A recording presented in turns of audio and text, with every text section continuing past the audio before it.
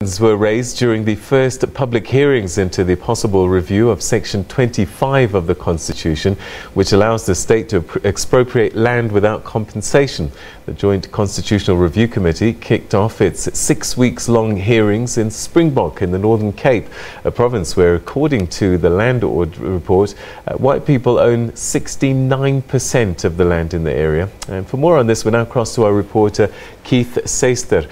Keith, thanks very much for joining us. We spoke to you yesterday ahead of today, and there were mixed views about this land expropriation without compensation.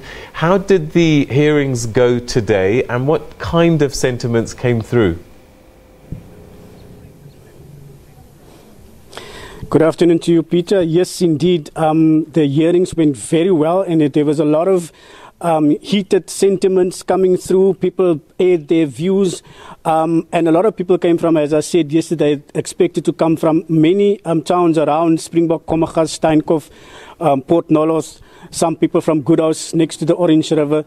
So yes, they came in their numbers to air their views, and some people came just to get a sense of what this expropriation of land without compensation is really about. Now, I've got the co-chairperson of the joint committee with me, Mr. Lewis Nzimande, to give us a sense of how he experienced today in Concordia. Good afternoon to you, Mr. Nzimande. Give us a sense of your input as to how you experienced the hearings today in Concordia. We received a batch of mixed inputs, different views.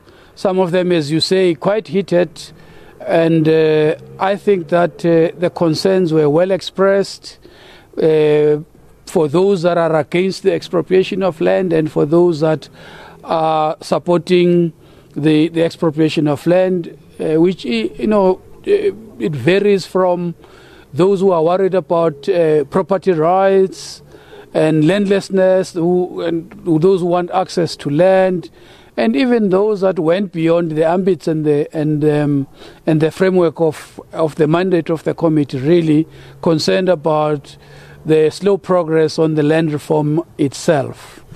Mr. Nzimande, were you satisfied with the upcoming or the upcoming of people?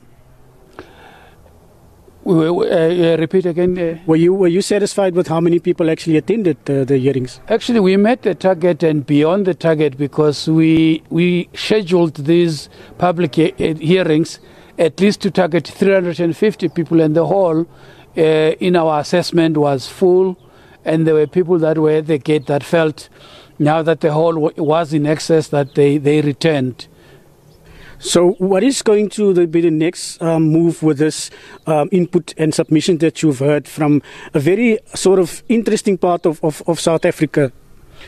We also learned from the people the history of Nama and the Namakwa land, and going forward from here, we will move into Uppington as well on Thursday, where we will be talking to the people of Uppington and surroundings. And we're staying here in the Northern Cape until Saturday. On Friday, we are in Kuruman, and on Saturday in Kimberley. And then with these inputs, all of them will come together, because this is a second leg of this whole process of reviewing the Constitution. The first leg has been the advert, the written submissions that have closed on the 15th of June.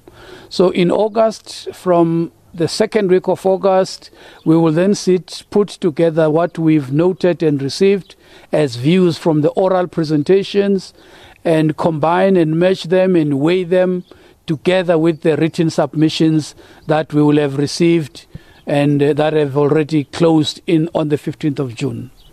Thank you very much, Mr. Nzimande. Peter, there you have it. Mr. Lewis Nzimande is giving us a sense of how they experienced the hearings today here in Concordia. As I can say, there was much more people than was expected, as people came from all over Namaqualand, just to get a sense of what expropriation of land without compensation is. Because in this part of the world of South Africa, people have been fighting for land for a long time. Like I spoke to somebody yesterday that said they want land for mining, they want land for agriculture, they want just the land back that was taken away from them many days ago, many years ago actually, by the settlers, and they had no control over that taking of the land. It's back to you in the studio, Peter. Keith, thanks very much indeed, and that's where we're going to leave it, and we'll certainly be getting more and more of these kinds of updates from around the country as those hearings continue.